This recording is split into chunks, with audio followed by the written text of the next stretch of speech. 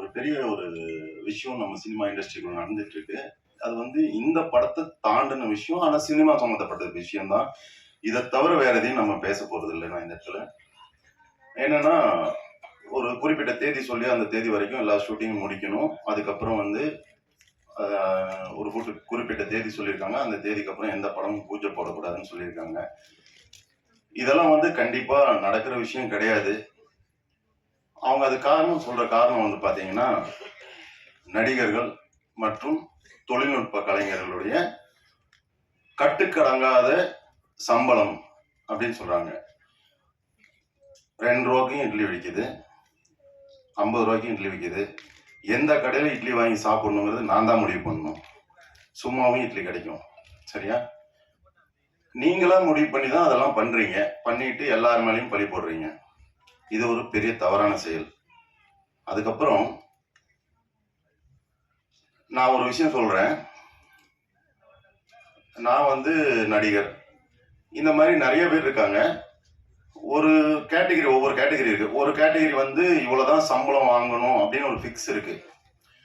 மித்த கேட்டகரிக்கு வந்து சம்பளம் ஃபிக்ஸ் பண்ண முடியாது. ஒரு மெஷின் அப்படின்னா அந்த மெஷின் வந்து கிரைண்டர்னா எல்லா கிரைண்டரும் மாவாட்டும். என் வீட்டுல என்ன பிராண்ட் கிரைண்டர் வாங்கி வச்சிருக்கங்கிறது என்னோட இஷ்டம் இல்லையா? 1000 ரூபாய்க்கு வாங்கி வைக்கலாம், 50,000க்கு வாங்கி வைக்கலாம். அது அவங்க இஷ்டம். அதே மாதிரி எதுல ஆட்டினாலும் மாவுதான். அப்படிங்கும்போது எல்லா கிரைண்டரும் ஒண்ணுதான். சரிங்களா?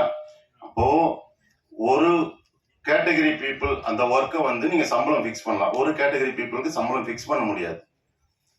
அவங்க கேட்கறத தர்றதும் தராததும் உங்க இஷ்டம். யாரும் உங்ககிட்ட இத்தனை கோடி ரூபாய் கொடுத்தீங்கன்னா தான் நான் நடிப்பேன்னு யாரும் வந்து இங்க கொடி பிடிக்கல. அது உங்க இஷ்டம். உங்களுக்கு தேவைன்னு வரும்போது இன்னாரை வச்சு படம் பண்ணா 100 கோடிக்கு வியாபாரம் ஆகும், 1000 கோடிக்கு வியாபாரம் ஆகும்போது நீங்க அவங்கள வச்சு பிக்ஸ் பண்றீங்க. 100 கோடி கேட்டா நான் 150 கோடி கொடுக்குறேன், இதுல கையெழுத்து போடு. எம்டி செக் கொடுத்து எத்தனை ப்ரொடியூசர்ஸ் இருக்காங்க தெரியுங்களா? நீங்க உங்க இஷ்டத்துக்கு சம்பளம் எழுதிக்கோங்கன்னு சொல்லி இருக்காங்க. எனக்கே தெரியும். அது மாதிரி எனக்கும் நிறைய பர்சனல் ப்ராப்ளம்ஸ் கொடுத்துருக்காங்க. நல்ல தங்கமான ப்ரொடியூசர்ஸ் இருக்காங்க, இந்த மாதிரியான ஆளுகளும் இருக்காங்க. சரிங்களா? ஒரு நடிகர் வந்து ஸ்பாட்டுக்கு வரல அப்படிங்கிறது மட்டும் ப்ராப்ளம்னு சொல்றது இல்லை. நேர்மையான விஷயம் என்னன்னு கேட்டீங்கன்னா, இது வரைக்கும் என் பேர்ல வந்து ஒரு 6 மாசத்துக்குள்ள ஒரு சில விஷயங்கள் வந்து பண்ணிட்டு இருக்காங்க. இவர் வந்து சரியா ஷூட்டிங் வரமாட்டாரு, சொன்ன டைம் வரமாட்டாரு, காசு வாங்கிட்டு வரமாட்டாரு. நீங்க கொடுத்த காசு வந்து பழைய பாக்கி. சரியா? அதுக்கப்புறம் இன்னொரு கம்பெனி சொல்லியிருக்கு. என்ன சொல்லுதுன்னா, அவரும் காசு வாங்கிட்டு வரமாட்டேங்கிறாருன்னு. அவங்க என்ன சொல்றாங்கன்னா, பார்ட் பேமெண்ட் போடுறாங்க. ஒரு சம்பளம் பேசுறோம், அந்த சம்பளம் பேசி ஷூட்டிங் நடக்குது, போய் நடிக்கிறோம், நடிச்சதுக்கு அப்புறம் சம்பளம் தரல.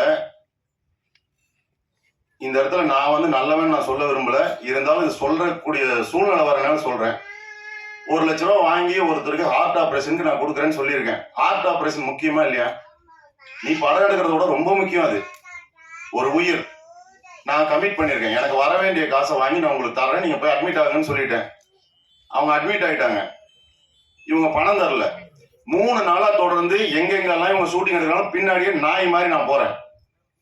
போய் பணத்தை வாங்கிட்டு வந்து அவங்களுக்கு முன்னாடியே போட்டுட்டு ஒரு பக்கம் கைமாத்து வாங்கி அவங்களுக்கு கொடுத்து விட்டுட்டு இவங்க கிட்ட வாங்கி இந்த கைமாத்து வாங்கி கொடுக்குறேன். சினிமாக்காரன் நம்பி எவனாவது 1000 ரூபாய் பணம் கொடுக்குறாங்க கடனு. நெகட்டிவ் ப்ரொஃபைலுங்க. எங்க போய் கடன் வாங்குறது?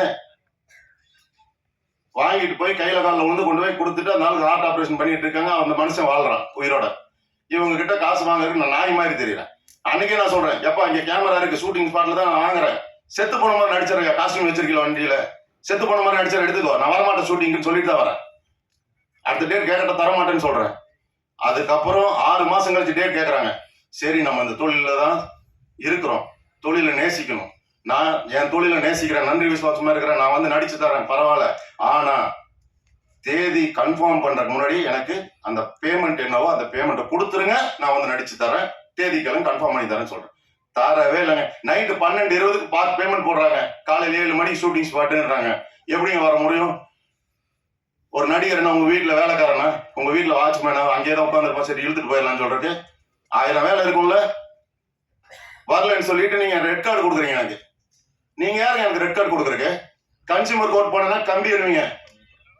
ஒரு நடிகர், ஒரு தனி மனுஷன் நடிக்க கூடாதுன்னு எவன் சொல்றது? சரி வாங்க பேசலாம்னா யாருமே வர மாட்டேங்குது. எல்லாருமே பேசுனது, சம்பளம் பேசுனது, டேட்டு கேட்டது, பேமெண்ட் போட்டது எல்லாத்துக்குமே எங்கிட்ட ஆதார் இருக்கு. எல்லா ரெக்கார்டும் நான் வச்சிருக்கேன். வாய்ஸ் ரெக்கார்ட்ல இருந்து நீங்க பேசுனதுல இருந்து, வாட்ஸ்அப்ல அனுப்புனதுல இருந்து, பேமெண்ட் போட்டதுல இருந்து எல்லாத்தோட ஸ்கிரீன் ரெக்கார்டு இருக்கு, வாய்ஸ் ரெக்கார்டு இருக்கு, எல்லாமே இருக்கு. பேச வாங்கன்னா வரமாட்டேங்கிறீங்க. நீங்க பாட்டு அறிக்கை விட்டுட்டு உட்காந்துட்டு இருக்கீங்க. சல்லடையா கழிச்சிருவேன் நான். இந்த மாதிரிலாம் பண்ணக்கூடாது. எல்லாருமே மனிதர்கள் தாங்க. கீழே நீங்க காசு கொடுக்குறீங்க, நாங்க வாங்கி உங்க காசுல தான் நாங்க வாழ்றோம். ரைட், ஒத்துக்கிறேன். அதுலதான் நாங்க கஞ்சியே குடிக்கிறோம், இல்லைன்னு சொல்லல. அதுக்குன்னு உங்களுக்கு அடிமை கிடையாது இல்ல. நியாயம் ஒண்ணு இருக்குல்ல. நியாயத்தை பேசுங்க, செய்யுங்க. யாரு வேண்டாங்கிறா? தங்கமான ப்ரொடியூசர்ஸ் எவ்வளவோ பேர் இருக்காங்க. அவங்களாலதான் இன்னைக்கு சினிமா வாழ்ந்துட்டு இருக்கு. அதனால எல்லாரையும் நேசிங்க. ஸ்ட்ரைக்கு அறிக்கை விடுறீங்க பண்ணக்கூடாதுன்னு. படம் பண்ணாம தொழில், அதாவது ஸ்ட்ரைக்னா என்னங்க? வேலை செய்யாம வேலை நிறுத்தம் பண்றதுதான ஸ்ட்ரைக்கு. அப்புறம் வேலை நிறுத்தம் தான் அறிவிச்சிருக்கீங்க, அப்புறம் ஸ்ட்ரைக்கே இல்லைன்னு நேற்று போட்டிருக்கீங்க. இது என்ன அர்த்தம்? நாங்க சொல்லிக்கிறது பேர் ஸ்ட்ரைக் இல்லைன்னா என்ன அர்த்தம்? இத்தனாம் தேதி வந்து படப்பிடிப்பே நடக்காது அப்படிங்கிறீங்க. 1200 சம்பளம் வாங்கிட்டு போறோம் என்ன பண்ணுவான்? ரோட்ல நின்று பிச்சை எடுப்பானா? சோறு போட்டா ஏன்டா சோறு போடுறேன்னு கேக்குறீங்க. எல்லாரையும் பிச்சை எடுக்க வைக்கிறீங்க, எல்லாரையும் சோம்பேறி ஆக்குறீங்கன்னு சொல்றீங்க. இந்த அருணாச்சல ரோட்ல சாப்பாடு போட்டேன், என்னை போட்டு அடின்னு அடிச்சு, என்னை சட்டையெல்லாம் கிழிச்சு, அந்த இடத்துல டாய்லெட் கட்டுறதுக்கு ஜியோ பாஸ் பண்ணி நீங்க டாய்லெட் கட்டிட்டீங்க. சினிமாக்காரங்க இருக்காங்க அதுல, அரசியல்வாதி மட்டும் கிடையாது. அதுல யார் சினிமாக்காரங்க இருக்காங்கன்னு எனக்கு தெரியும். எனக்கு தெரியாத விஷயம் எல்லாம் கிடையாது. எல்லாம்